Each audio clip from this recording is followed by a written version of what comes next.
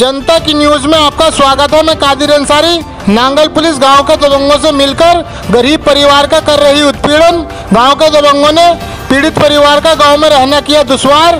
परिवार की महिला ने पुलिस अधीक्षक को संबोधित प्रार्थना पत्र मुख्यमंत्री उत्तर प्रदेश को पोर्टल पर दर्ज कराकर नांगल पुलिस के उत्पीड़न व गांव के दबंगों से सुरक्षा करने की गुहार लगाई। जिला बिजनौर के थाना नांगल के ग्राम कोटसराय के रहने वाले सरफराज का कहना है कि उसके भाई इंतजार से वर्षों से जमीन के बंटवारे को लेकर विवाद चल रहा है। लगभग 10 वर्ष पूर्व इंतजार ने अपनी पत्नी से उसके ऊपर बलात्कार का मुकदमा दर्ज करा दिया था।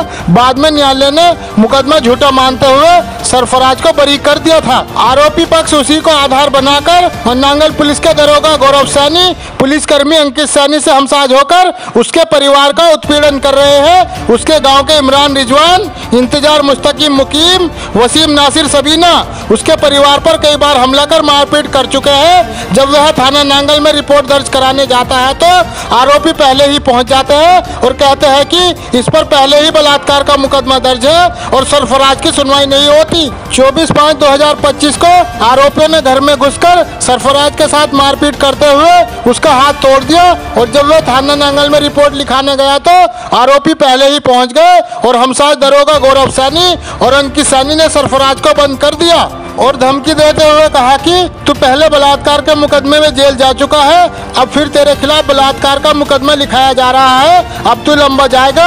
डरा धमका कर दोनों पुलिस वालों ने पीड़ित के रिश्तेदार शरीफ से 37,000 रुपए ले लिए और उसका एक तरफा शांति भंग में चालान कर दिया। उसका मेडिकल भी नहीं कराया और न ही रिपोर्ट दर्ज की। सरफराज ने बाद में अपना मेडिकल कराया, लेकिन नांगल पुलिस ने आरोपियों पर कोई कार्रवाई नहीं की। 10 जून 2025 को सरफराज ने पुलिस अधीक्षक बिजनौर के समक्ष पेश होकर प्रार्थना पत्र दिया। उस पर भी आरोपियों के खिलाफ कोई कार्रवाई नहीं हुई। नांगल पुलिस के आरोपियों से हमसाज होने के कारण उनके हौसले बुलंद हो गए हैं। 1 महीने से पीड़ित अपने घर भी नहीं जा पा रहा है, अपने रिश्तेदारों में रह रहा है। आज दोपहर 12 बजे जब पीड़ित परिवार थाना नांगल पहुंचा तो उनके साथ किसान नेता अनुराधा देसवाल थी।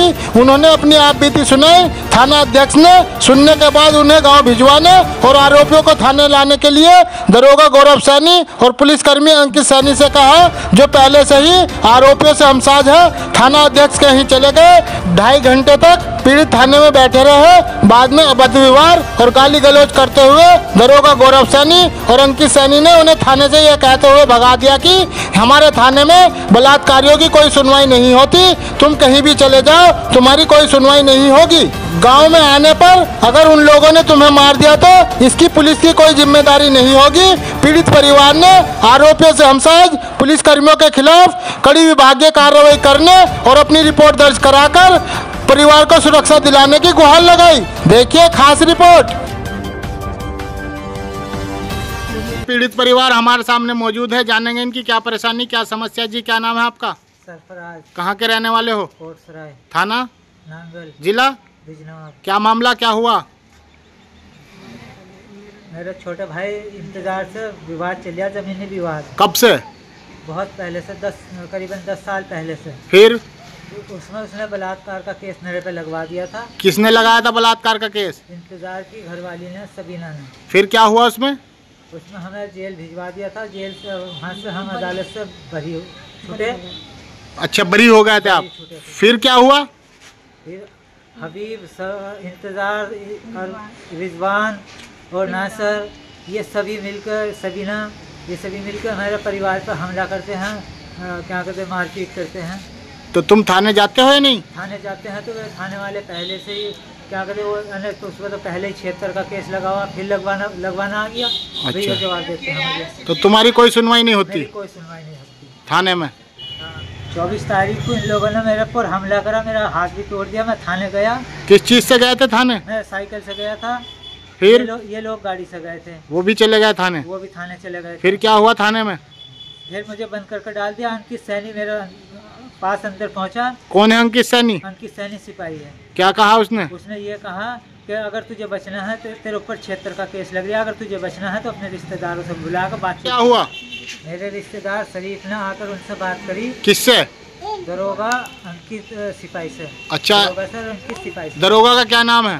गौरव सैनी। अच्छा, गौरव सैनी से। फिर क्या हुआ? उन्होंने मेरे रिश्तेदार से 40,000 रुपये बताए थे, 37,000 का इंतज़ाम हुआ, वो उन्हें दे दिए। किसको दिए 37,000 रुपये? अंकित सिपाही को। अच्छा, फिर उन्होंने क्या कहते मेरा चालान कर दिया। चालान तुम्हारा किया? हाँ, शांति भंग में चालान मेरा एक तरफा ही किया। अच्छा, एक तरफा चालान कर दिया। तुम्हारी रिपोर्ट दर्ज हुई? नहीं, तुम्हारी रिपोर्ट दर्ज नहीं हुई। पुलिस वालों ने मेरा मेडिकल भी नहीं कराया, फिर बाहर से मैंने अपना मेडिकल कराया, उसके बाद कोई सुनवाई हुई तुम्हारी? फिर क्या किया आपने? फिर मैंने कप्तान साहब के यहाँ भी एप्लीकेशन लगाई हो रही। अच्छा, उसके बाद भी कोई सुनवाई नहीं हुई। फिर मैंने मुख्यमंत्री साहब के पोर्टल पर भी शिकायत दर्ज करी, उसकी भी कोई सुनवाई नहीं हुई। आज दोपहर 12 बजे मैं नांगल थाने गया अपने परिवार के साथ, और किसान यूनियन की नेता भी हमारे साथ थी, अनुराधा देसवाल। फिर क्या हुआ वहाँ? फिर वहाँ उन्होंने क्या कहते हमारे साथ बदतमीजी करी। जी, आपका क्या नाम है? मेरा नाम अनुराधा देसवाल है, मैं भारतीय किसान यूनियन भानु से जुड़ी हुई हूँ। फिर आप इनके साथ थाने गई थी? थाने गई इनके साथ। मैंने कहा ऐसा साहब ये क्या तरीका है कि आप गरीब आदमियों की बात भी नहीं सुन रहे हो, पैसे वाले दमंग आदमियों की बात सुन रहे हो। तो उन्होंने कहा कि मैं कार्रवाई करवा रही हूँ। मैंने कहा तुम्हारे थाने ने इंचार्ज जो ना और दरोगा जो ना पैसे भी खा लिए हैं इनसे लेकर, और इन पर झूठा मुकदमा भी तुम दोबारा ठोकना चाह रहे हो। मैंने कहा इनकी सुनवाई होनी चाहिए। तो उन्होंने कहा अपने दरोगा को बुलाकर, गौरव सैनी को, कि भाई तुम इनके पास 2 बजे जाना, और 2 बजे जाकर इनके साथ जाना कि घर में नहीं घुसन दे रहे हैं ना वे लोग। ये कह रहे हैं, अनुराधा देसवाल कह रही हैं कि वे घर में नहीं बढ़न दे रहे हैं इनके परिवार के लोग, इनका छोटा भाई। तो कि तुम जाना और इन्हें बिठाना, अगर वे नहीं बैठन देते इनके घर पर तो उन्हें उठा के लाना। उन्होंने अपने थाने अध्यक्ष की बात भी नहीं मानी, आकर हमारे साथ बदतमीजी से और बोले, इनके साथ भी बोले कि तो तुमसे हो वो कर लियो, मैं उनका साथ दूंगा। मैं उन्हीं के साथ हूँ कि इन पर तो पहले भी मुकदमा चल गया है, तुम इनका साथ दे रही हो। मैंने कहा झूठा मुकदमा तुमने भी लगाया पहले 10 साल पहले, ये बताओ तुम। अब फिर तुम दूसरा झूठा मुकदमा लगा रहे हो। तुमने पहले 37,000 रुपये खा लिए, इनका फिर भी सुनवाई नहीं हुई। एक तरफा मेडिकल कर दिया, दूसरी पक्ष का मेडिकल करा, इनका मेडिकल नहीं करा तुमने, ये बताओ तुम। तो अच्छे इनकी कोई सुनवाई नहीं हुई? कोई सुनवाई नहीं हुई। थाने एक तो है नहीं था, भाग गए थे तो छोड़ कर थाना कि मैं तो वहाँ मस्जिद पर जा रहा हूँ आज नमाज जुम्मे की। अच्छा, थाना प्रभारी वहाँ मौजूद नहीं थे?